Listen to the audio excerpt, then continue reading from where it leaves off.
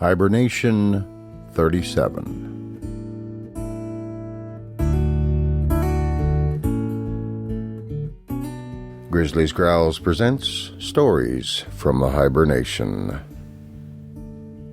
Monarch, the Big Bear of Tallac, by Ernest Thompson Seton, as read by David Grizzly Smith.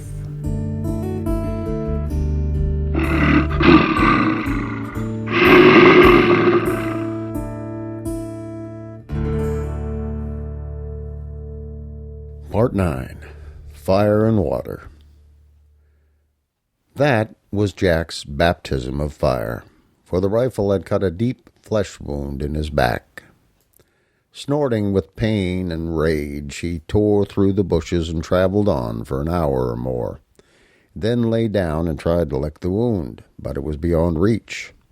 He could only rub it against a log. He continued his journey back toward Tallac, and there, in a cave that was formed of tumbled rocks, he lay down to rest. He was still rolling about in pain when the sun was high, and a strange smell of fire came searching through the cave. It increased.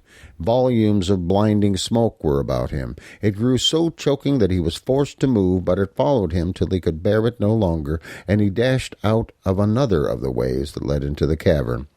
As he went, he caught a distant glimpse of a man throwing wood on the fire by the inn-way, and the whiff that the wind brought him said, "This is the man that was last night watching the sheep."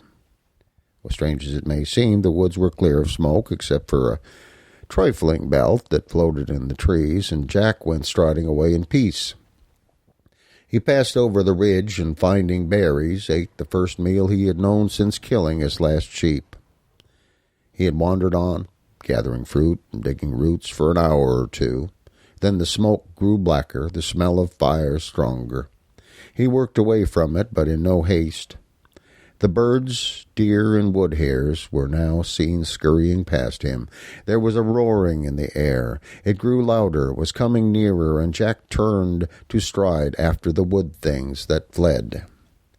The whole forest was ablaze. The wind was rising, and the flames, gaining and spreading, were flying now like wild horses. Jack had no place in his brain for such a thing, but his instinct warned him to shun that coming roaring that sent above dark clouds and flying fire flakes and messengers of heat below. So he fled before it, as the forest host was doing. Fast as he went, and few animals cannot run a grizzly in rough country, the hot hurricane was gaining on him. His sense of danger had grown almost to terror of a kind he had never known before, for here there was nothing he could fight, nothing he could resist. The flames were all around him now. Birds without number, hares and deer had gone down before the red horror. He was plunging wildly through the chaparral and manzanita thickets that held all feebler things until the fury seized them. His hair was scorching, his wound was forgotten, and he thought only of escape when the brush ahead opened, and the grizzly, smoke-blinded, half-roasted, plunged down a bank and into a small, clear pool.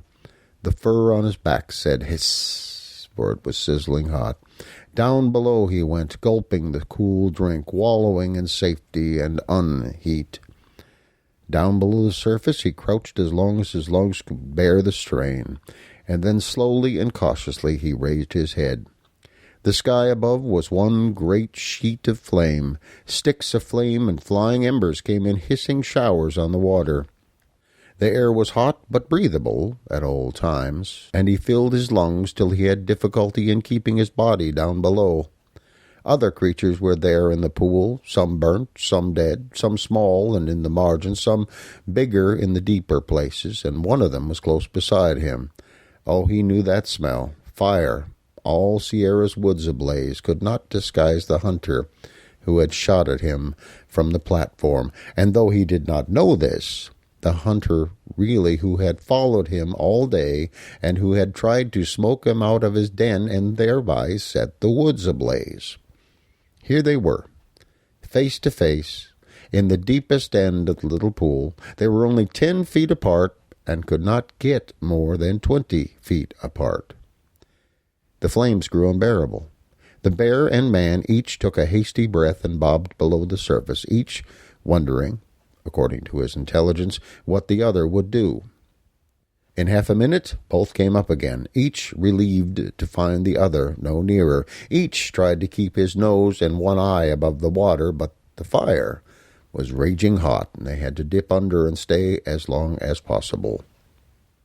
The roaring of the flame was like a hurricane. A huge pine tree came crashing down across the pool. It barely missed the man. The splash of water quenched the blazes for most part, but it gave off such a heat that he had to move a little nearer to the bear. Another fell at an angle, killing a coyote and crossing the first tree. They blazed fiercely at their junction, and the bear edged from it a little nearer the man.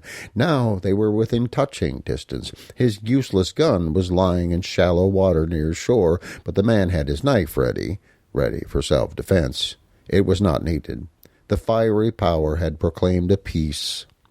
Bobbing up and dodging under, keeping a nose in the air and an eye on his foe, each spent an hour or more. The red hurricane passed on. The smoke was bad in the woods, but no longer intolerable.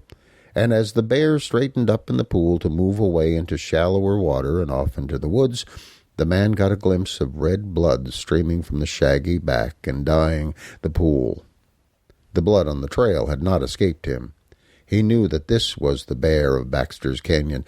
This was the Gringo bear, but he did not know that this was also his old-time Grizzly Jack. He scrambled out of the pond, and on the other side from that, taken by the grizzly, and hunter and hunted, they went their diverse ways.